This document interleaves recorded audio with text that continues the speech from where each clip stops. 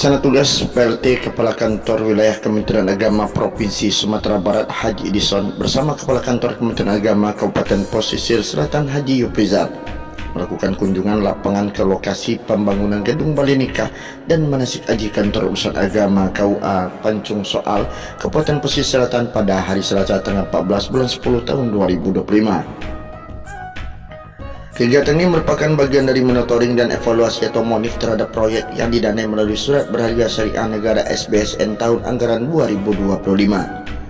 Turut hadir mendampingi dalam kegiatan monif tersebut Kasubag Tata Usaha Kemenag Kabupaten Pesisir Selatan Haji Yoseef Yudha, Kepala KUA Bayang Haji Yusufrizal, Kepala KUA Lengayang Azizman, Kepala KUA Ranah Pesisir Toni Nasrianto, Kepala KUA Pancung Soal Rijal, Kepala KUA Rahul Yose Rijal, serta para penyuluh agama Islam dari wilayah setempat.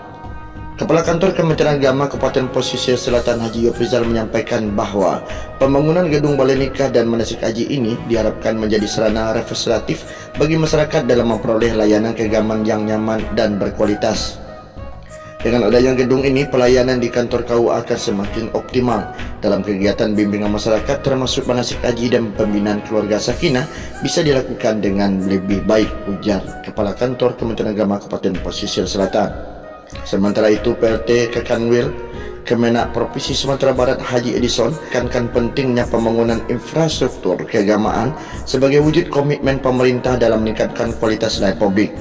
Gedung Balai Nikah dan Manasik Haji ini bukan sekadar bangunan fisik, tapi simbol komitmen negara dalam menghadirkan pelayanan keagamaan yang bermartabat dan proporsional.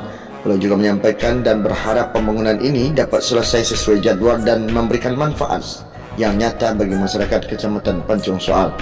Usai meninjau lokasi, rombongan juga berdialog dengan pihak pelaksana pembangunan untuk mengetahui progres serta kendala teknis yang dihadapi di lapangan.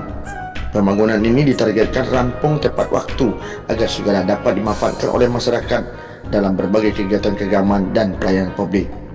Syarah Rahman melaporkan langsung dari Pancung Soal.